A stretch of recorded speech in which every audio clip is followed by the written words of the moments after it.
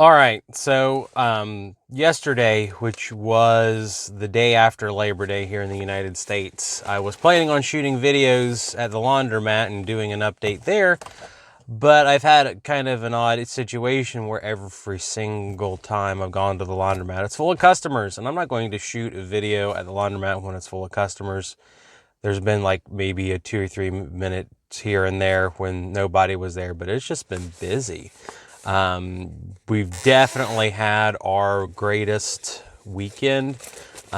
Just not, it's the first of the month, so people are getting their checks. Then on top of that, it's a holiday. We've had a bunch of people call and ask if we were going to be open Labor Day, which is a U.S. national holiday. And I told them, well, yeah, we're going to be open. Why wouldn't we be?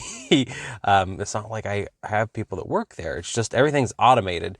So I was there yesterday and just refilling the change machine. That's kind of like my struggle, is just constantly refilling the change machine. I just need to not cheap out and go buy $1,000 in quarters. But I did the collection for all the machines. This is my vending. I don't know if you can see that. Vending. There's 170 some dollars here. There's some fives, but it's a nice stack of money from the vending machines. And for our washer collection, got a nice stack, and there's no ones in this. This is this is better than we've done before. So it's 20s, 10s, and 5s. So anyway, one of the things I'm going to do later in the video, we'll kind of change gears, and I'm going to do a profit and loss statement and actually show you guys what we made at my actual opened operating laundromat. I've talked to a lot of people, and they've said generally there's just people don't go over profit and loss statements to show whether the business actually made money, actually lost money with actual costs and everything. So I'm gonna make this deposit. It's like $600 just from the weekend here, which is a real pretty good weekend for us, and go over what we did in August. So here we go. So here is the actual profit and loss statement. This is my cash flow report from Appfolio. Appfolio is a rental program, or a rental management software that I use, and essentially I hit two buttons and it did a cash flow report. I realize this is probably a little bit less dramatic than my people breaking into machines and heroin and everything, but also, on the other end, I realize that this content really isn't on YouTube, and if you ever want to own a successful business, this is something that you're going to have to either learn to do or pay somebody else to do. And from what I've personally seen, hiring somebody to do that's just way too expensive, and you'll make money as a business owner doing it. So here's my cash flow report from the laundromat. I changed like 3 things in it, and one of the things I changed was the name of the laundromat. So here, rental income, I know this number is off a little bit, but just ignore it.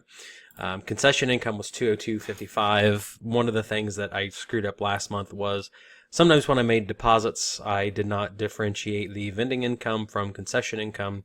It just kind of all went together, so the washer and dryer income's higher than it actually should.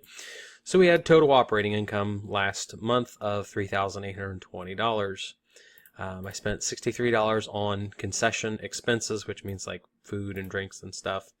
$500 for cleaning the place. I paid my regular guy $400 and then paid a special cleaner to come in and do an extra $100. For some reason, I double paid on insurance, so this is actually 2 months worth of insurance. So there's $300 that I overpaid on, or shouldn't. That is a non-regular expense. This is kind of like a regular expense. I'm just going to have to pay that $400 to $500 a month in labor costs till the day I die. Here's my mortgage. This is actually what I pay to own the property. We'll do some videos detailing the expenses and ownership things, but there's a $70,000 mortgage against the property at 7% interest, 20-year amortization. That's $542.71 a month, and this is how much I pay in principal. This is what I pay in interest.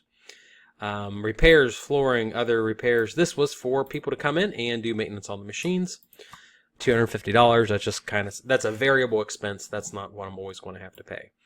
Utilities. This is where most laundromat owners spend a lot of money, and I really don't know what to expect, or did not know what to expect with a laundromat. So I'm still kind of getting used to these. And what's interesting is this is actually my 2-month total. So like I said, I double paid on insurance, and I also double paid on utilities.